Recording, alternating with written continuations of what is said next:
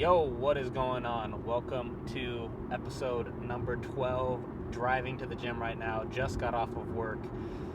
Normally, I only film these on the weekends, but if I'm going to be more consistent, I have to make some sacrifices. So that means maybe filming on some work days when the gym's a little busier. Haven't done it before, so we'll see how it goes. Hopefully it goes well, but who knows?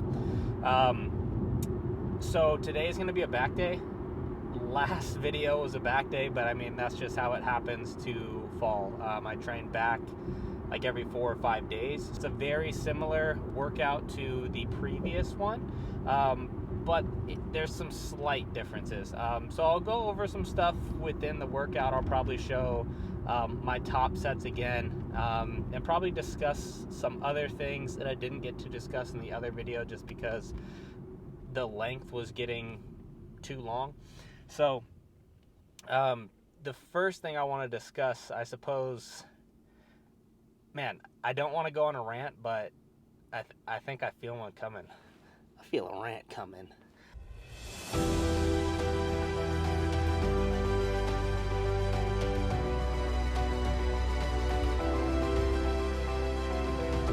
Man, of mistakes that I see in back training, one of the big ones right now, and just another general pet peeve I have, or something that like irks me, because there's so many young lifters now because of the popularity that lifting has gained through social media. A lot of them I just see doing only a top set or just a top set and a back off set. And not only that, they're doing like 10 exercises. Like, first of all, you're using up all your novelty. Like, what are you going to do when those lifts stall? Where are you going to go? What are you going to switch out? You're using everything already in your training block. Second thing is, like, why are you doing that? A top set and a back off set. I know a lot of people follow, like JP, or people similar to that, James Hollingshead, guys that are insanely strong, insanely huge.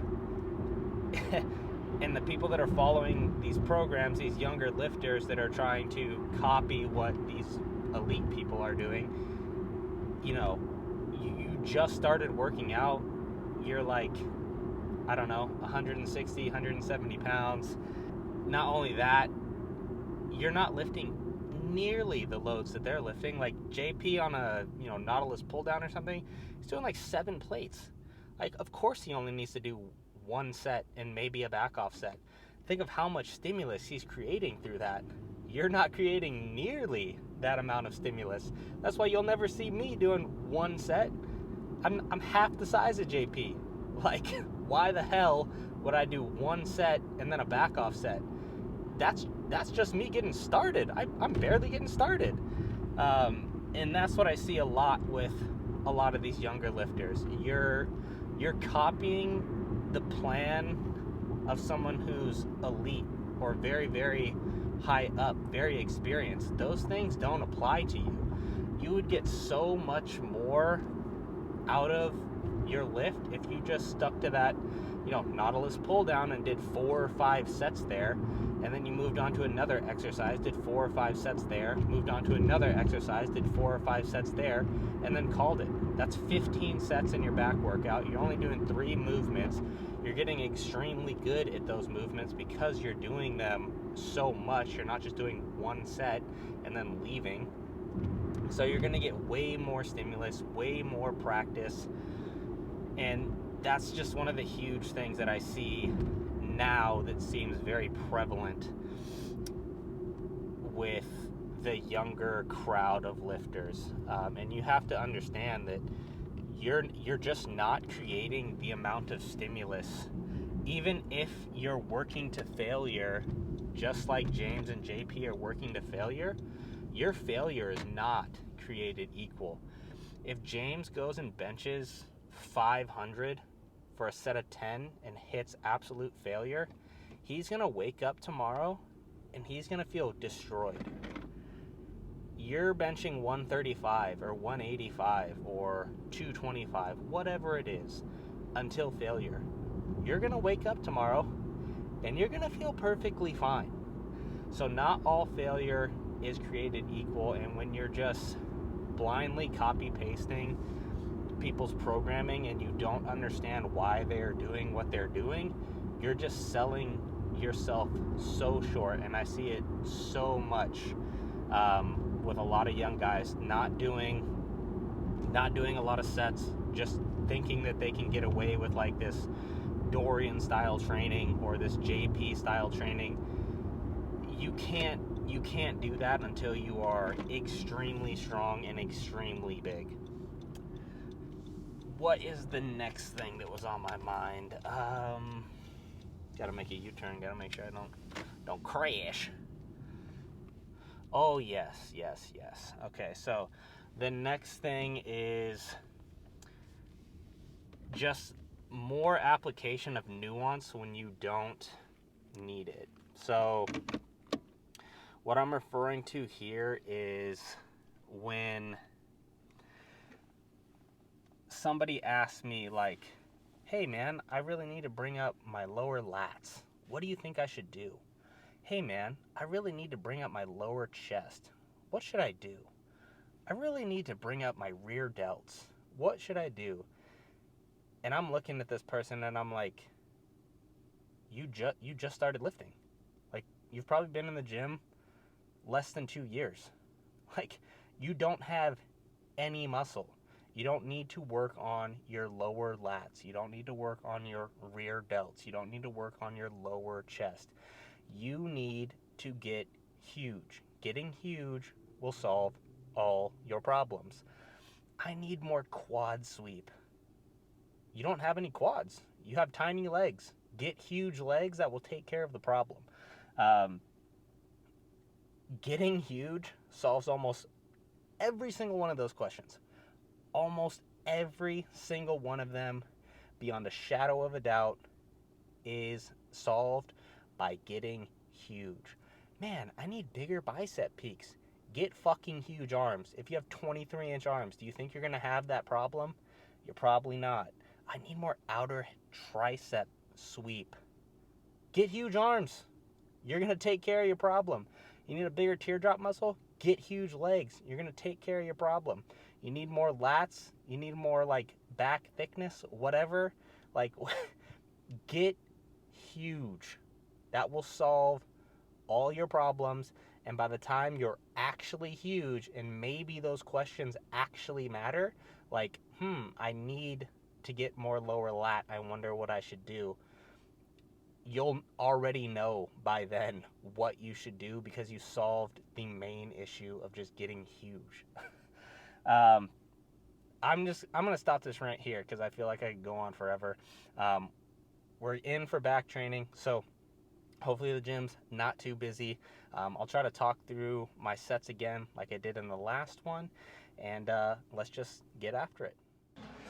All right, so I said I was going to film the top sets, but, well, at least not on this one anyways. I'm going to show my last set, and I think the reason I want to do this is so that you can see that the last set looks like the first set, essentially. So if you were to look at my other video, that was the top set on this movement here. This is going to be the last set, but they're going to look exactly the same. Just because you're on your last set doesn't mean that anything should look different. You might be using less weight or doing less reps, but in terms of your execution, that should look exactly the same. So, obviously I'm starting off with a unilateral pull down again. Like I said, these back sessions are very similar. So it's the same setup as last time. There's 2 top sets here, and then there's 1 back down set. So this is essentially like my back off set, my last set, third set.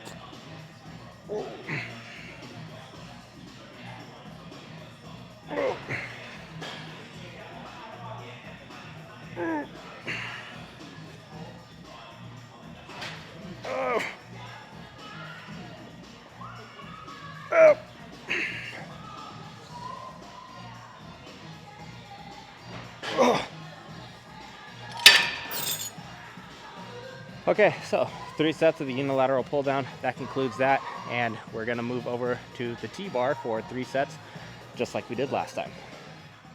Okay, so coming into my first set of T-bar row here, I already explained all the cues and stuff that I use and common mistakes that are on this T-bar in the last video. So for now, I'm just gonna go into my top set. It's 2 sets of 8 to 12, but this is going to be my first set of those 2 sets. You'll see that I upped the weight quite a bit from last time. Last time was 3 plates and 15 pounds. This time it's 3 plates and a quarter, so 25 pounds on top of those 3 plates. I'm just feeling really, really strong today. Feeling really good. And this is an example of kind of like intuitive training or striking while the iron is hot, however you want to refer to that. But like in my logbook, I had 3 plates and a 15 wrote down. But because I'm feeling so good, I'm taking this opportunity to essentially strike where I can. I really think that I am, based on my warm-up sets, very capable of landing within my rep range, even though adding 10 pounds is quite a bit on a compound like this. But I'm just gonna go ahead, go with it, very confident, and see what happens.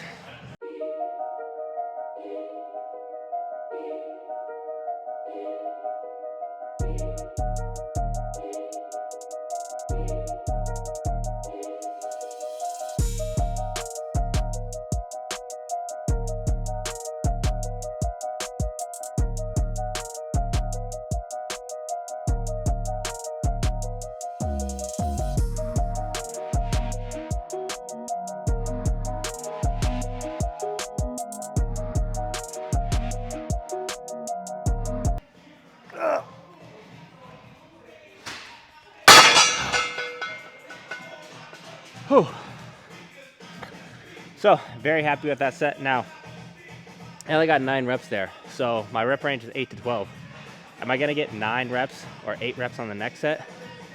Highly, highly unlikely, judging by how hard those last couple reps were. So, this is where I will drop the weight in order to still land within my rep range. So, I'm either gonna drop it down to like a 10 and a 5 or just a 10.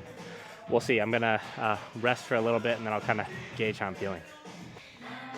Okay, so for my second top set here, I did drop the weight by 10 pounds, so I'm using a 10 and a 5 now. This should still land me within my 8 to 12 rep range. So I think a lot of people confuse a top set or multiple top sets as like you have to be using the same weight for that whole, for both of those sets. That's not how it works. You're just trying to land within your rep, use as much weight as you can with good form to land within those specific rep ranges. So it's likely that like if you're really pushing hard on that first top set of the 2, you're not going to be able to repeat that performance unless you take like a 10-15 minute break. But at that point, like you're essentially not bodybuilding anymore. You're just powerlifting. You're just trying to move load. So let's see what we can get here. Another thing you'll notice is like on that last one, you probably thought that I had another rep left or maybe 2. But again, because I'm dealing with like trying to navigate that elbow issue, I don't push to like extreme failure or like those really, really struggle reps or like 50 reps where maybe I won't get it, maybe I will get it, because that just tends to irritate my elbow.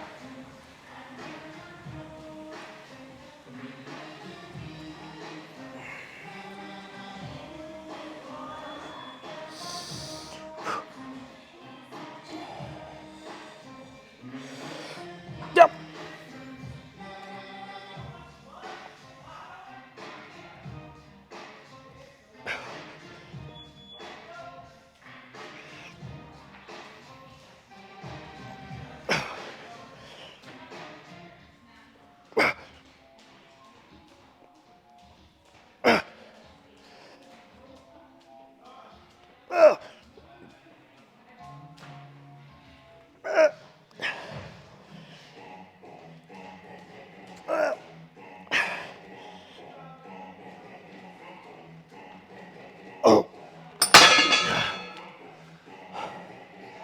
I also find that when you push those like 50-50 grinder reps, like the ones where you're here and you're like, maybe I can get another one, maybe I can't, and you're just here like in some ISO hold for multiple seconds, you really affect your subsequent sets after that. So you have to think, is that really worth it? Is me going for a 50-50 rep that, you know, maybe I don't even get?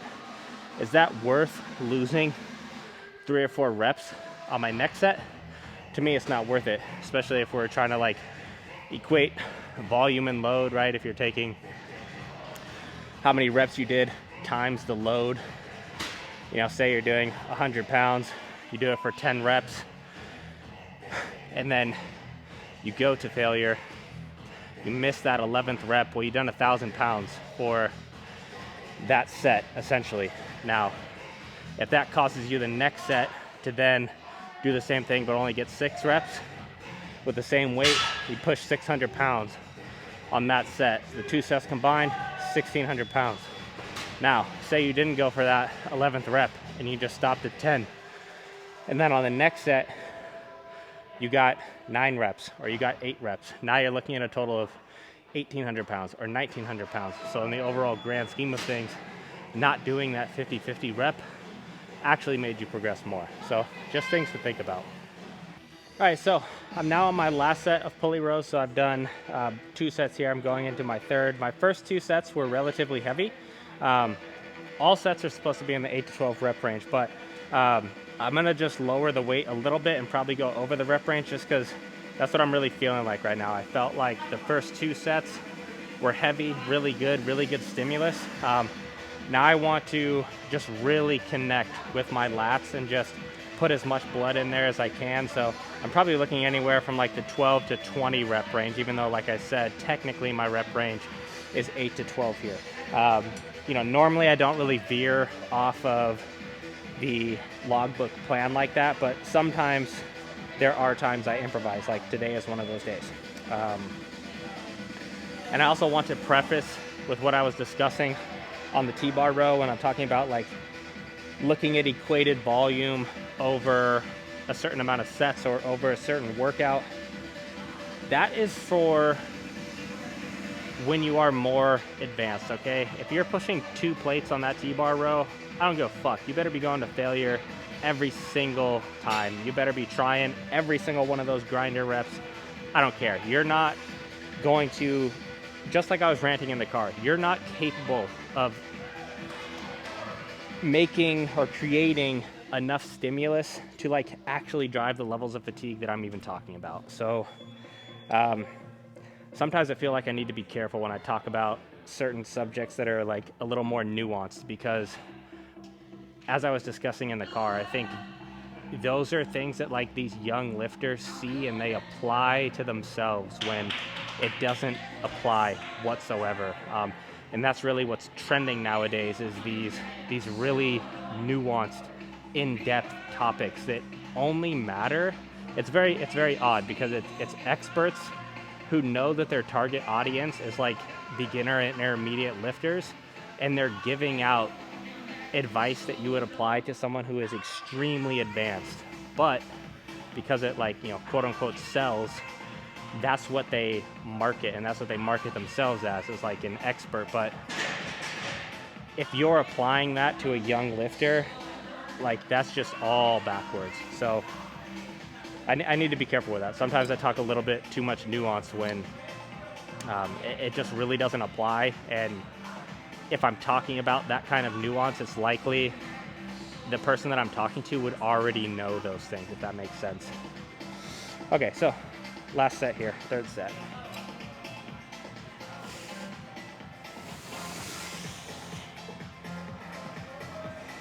I didn't lower the weight. Just gonna lower the weight. I just edited that part out, so you don't even know that it happened. Now I got the weight that I'm supposed to be using.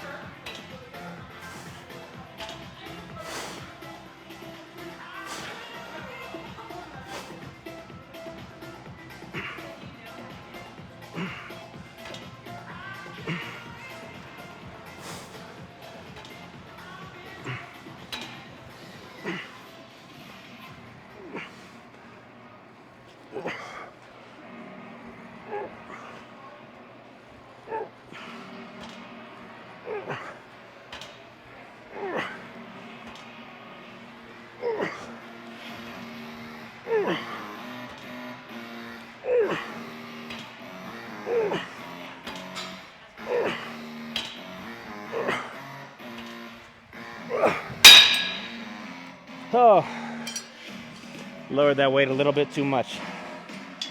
Like I said, I was feeling pretty strong today, so should have only went down 1 pin. I went down 2 pins, but oh well, just did a shit ton of reps. Still counts. Gonna move on to the next exercise. All right, so while I wait to go to my next exercise, 20 grams Gatorade as usual. I think I've showed this in a video before, but this is basically like my intra-workout carbs here. So again, very simple, very cheap. Bodybuilding does not have to be complicated, okay? So gonna down this, and then I'll see you in that next set. All right, so if you've been paying attention, my back workout so far has been literally the exact same as my back workout from the last video. And this is kind of what I was touching on in the beginning of like my car rant, where people are doing so many different exercises.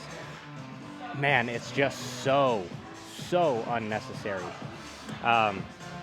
Another thing I want to touch on is the overuse of unilateral movements. Again, this is where small people apply what big people do. Do you know why most of those IFBB pros and most of those huge guys do unilateral movements for back? They can't fit in the machines. They literally cannot fit in the machines. They're so fucking big. You do not have that problem. I do not have that problem. My back is likely bigger than most people. Yeah, I would garner my back is bigger than almost 99 out of 100 people watching this, even 100 out of 100.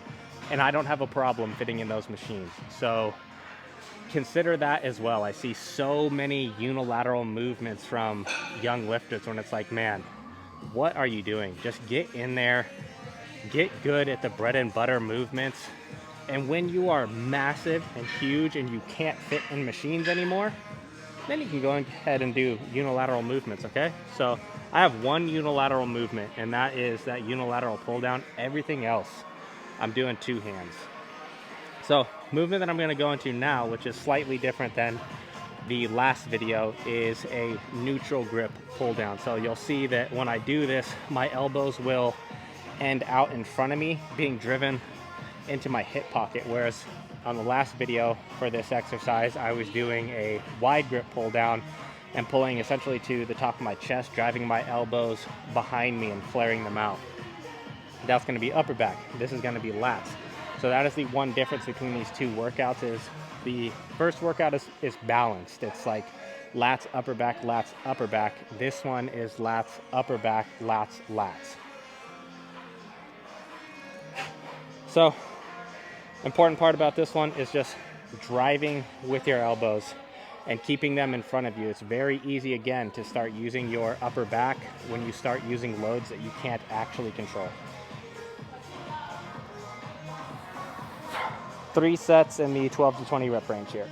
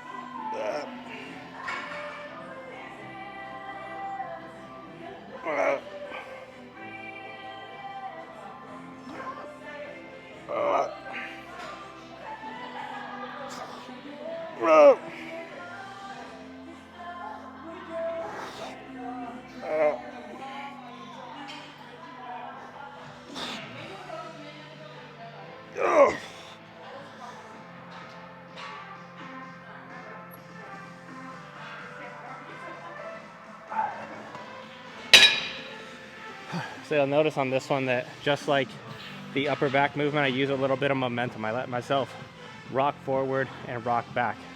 When I'm rocking back, I'm trying to drive my elbows down. I'm using a little bit of momentum to do that. And then when I'm coming forward, it's so that I can emphasize the stretch a little bit more within my lats. And then what you saw at the end there is something that I do at the end of all these sets, where I just essentially hang from my lats. Now, I don't dead hang. There's a big difference between that. A dead hang is what a lot of people do, thinking that they're like stretching their lats. You're actually just putting all that pressure into your shoulder joint. You're essentially just hanging from your shoulder joint. So when I'm stretching from my lats, my shoulder is engaged in there. I'm not letting it dead hang. I'm just letting the lats stretch all the way out and then feeling that. And again, this is just a little bit of extra that you can get out of the movement, because we know that the stretch under load will create a lot of hypertrophy. Also, it just feels really good. When the muscle is full of blood and you stretch it out like that, it just feels awesome. All right, so moving into my last exercise now, this is gonna be rear delt pulls, base pulls, whatever you wanna call them. I just call them rear delt pulls. There's gonna be 3 sets in the 12 to 20 rep range. Now, I've discussed this before in previous videos. If you are small, you do not need to be doing rear delts. You need to just be doing back exercises, okay? Nobody who has a big back really has lagging rear delts. If you are doing a lot of, upper back movements and you're doing them correctly, you're going to be using your rear delts a ton. They are going to grow. So again, if you're small, you do not need to be doing this exercise. Same thing with like when I see a lot of young guys doing like traps, doing shrugs.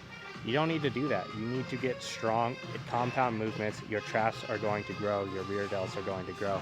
But since I'm doing them, I'm going to show you that I'm doing them. Also, within these, I don't pull like straight up and flare my elbows. I have them tilted a little bit downwards, and that's because your rear delt fibers run diagonally, so it actually hits them a little bit better if you have like a slight tuck of the elbows.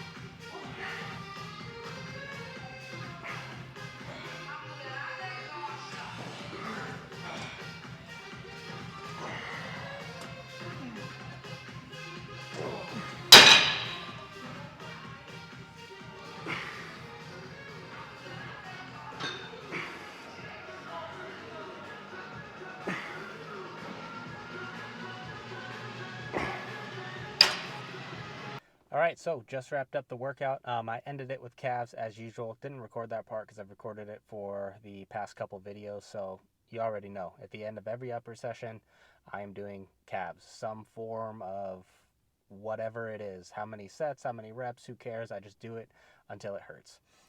Quick recap on the workout: unilateral pull down, 2 sets, 8 to 12, then 1 set, 12 to 15, T-bar row, 2 sets, 8 to 12, then 1 set, 12 to 15, V-bar cable pulley row, 3 sets, 8 to 12 reps.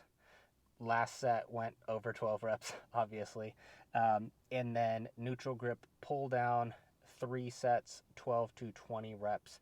And then I ended it with rear delt pulls, 3 sets, 12 to 20 reps, and then calves. So that wraps up the entire workout. I'm going to go home, eat dinner, and I will catch you guys in the next episode. Peace.